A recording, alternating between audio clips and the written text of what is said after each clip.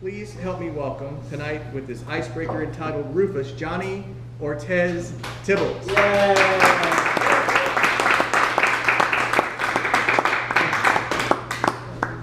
Thank you, Mr. Toastmaster, fellow Toastmasters, and honored guests. Rufus. This is the story of one hound dog and his human. Together, the dynamic duo go from aloof private citizens to canine socialites in the LA market and beyond. Moving from Fort Worth, Texas to Los Angeles, California was a transition for me. As the second largest city in the Union, I've often described LA as a large and lonely place full of bright lights, big stars, and lots of indifferent people. In May 2003, my partner got me a betta fish, and we started the conversation of possibly getting a dog. The joke was if the fish lived for a year, I'd be ready for something a little bit more substantial. It may seem silly starting with the fish, but I wasn't really a pet person, or people person, for that matter. The idea of dog hair on my designer clothes, picking up poop, and being responsible for another living being was a little intimidating for me at first. We named the fish JC, and the act of regularly cleaning the bowl, feeding him daily just the right amount of food, and making arrangements for someone to look after him when we traveled was an excellent preamble for what was to come. And for anyone who's wondering, JC and I did have a strong bond. He was a real good listener. He also lived under my care for 5 glorious years and taught me the importance of consistency, routine when caring for a pet. On October 30th, 2004, my world changed forever when I met this precious puppy. After living in LA for 22 long months and caring for JC the betta fish for 15 of those months, we were finally ready to move from possibility to action. We woke that Saturday morning, checked the newspaper for any breeders selling Dachshund puppies, and found 2. We made the hour-long drive from the familiar West Hollywood to somewhere foreign for me in the San Fernando Valley. When we finally arrived at the breeders, it was dusk, and we were presented with 3 puppies. The first 2 were carried in and looked like picturesque model puppies, like something you'd see in a book about Dachshunds. As I held the first one, he pooped on me. The second one was shy and nervous, but the third came into the room on his own accord, marching in, tail wagging, and curious to meet us and inspect his surroundings. The decision was easy. This was our dog. We could just tell there was lots of personality and confidence in this small and sweet package. He reminded us of a little Napoleon. I held that Dachshund puppy all the way home, and at the end of the hour drive, we were bonded, and I was in love. We had just to pick a name, and after trying a few others, we finally settled on Rufus, which means red hair. And with that, the adventures of Rufus, the red, smooth miniature Dachshund, begins. Caring for a 10-week-old puppy is a huge undertaking, and on the 5th day, I knew I needed help. Some of the best money we ever invested was hiring our trainer for Rufus. He came to our home and honestly trained us. He spent the whole afternoon teaching us how to properly feed, walk, and crate train our hound. Zach outlined the work we had to do to create the perfect dog for us. And now, with laser-like focus and armed with knowledge, I was ready to meet the challenge head-on. One of the basic fundamental truths Zach bestowed on me was the importance of regular socialization for our dogs. We define socialization as introducing Rufus to a variety of people, places, and things. Most importantly, other dogs, both big and small.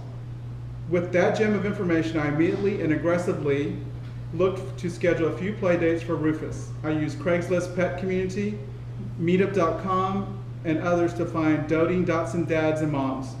This was before Facebook and Instagram. Since I worked at home as an assistant production accountant, I had the freedom to host other hounds during the day and quickly found a friend living walking distance from our home that had the chocolate smooth miniature Dachshund named Benny. It's way too fun. Sorry guys. Benny's mom was a single mom and an elementary school teacher. She would bring him over 3 days a week for play dates. She would drop him off in the morning and pick him up after school. It was the perfect situation for us. We also took turns watching each other's pup when we traveled. Although we only had one Dachshund to start, I knew in time we'd want more, so socializing Rufus with other Dachshunds was something I took very serious. Playdates with Benny were great, but I wanted to give Rufus more. I also wanted to take advantage of the beautiful and dog-friendly backdrop of Los Angeles. In less than a year, I went from a member of an informal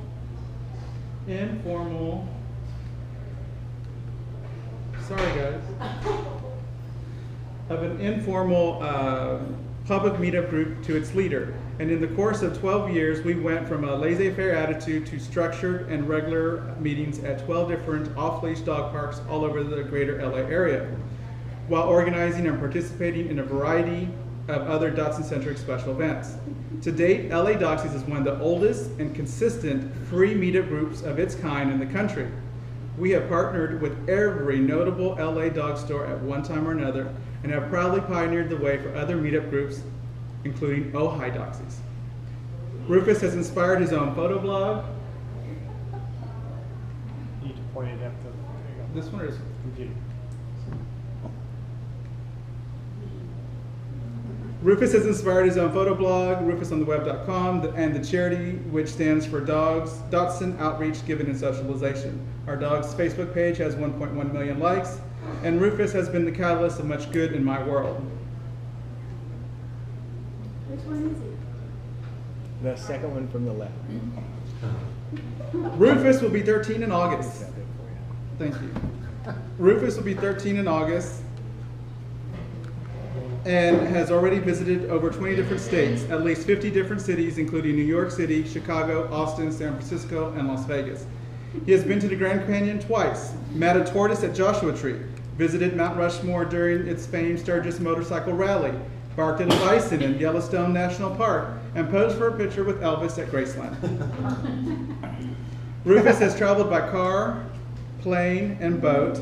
He has played on many beautiful beaches in Southern California, walked in the wintry white wonderland like Mammoth Mountain, swam unexpectedly in the lake at Big Bear, and if a man can be a reflection of his dog, I feel good by our long list of accomplishments in a relatively short amount of time. After 7 years of being an only hound, we decided to expand our pack and rescued Emily, our smooth black and tan Dachshund, in January 2012. 18 months later, we were foster failures and got our red, smooth female, Lily, a Shire version of Rufus. Los Angeles is no longer a lonely city for me. In fact, it's truly one of my favorites. And I can thank Rufus for much of that experience and state of mind. Rufus introduced me to a world of people and places that I would have never known if it wasn't for him. Rufus helped me to step out of my comfort zone, pushed me to meet strangers, and motivated me to get up and get out. Today, I have more friends than I did when I first moved here, but whenever they're all too busy with work or their own lives, I know I always have a constant companion in Rufus. He never says no, and he's always eager for whatever's next, whether it's visiting an art gallery, lunch at a cafe, or running errands around town.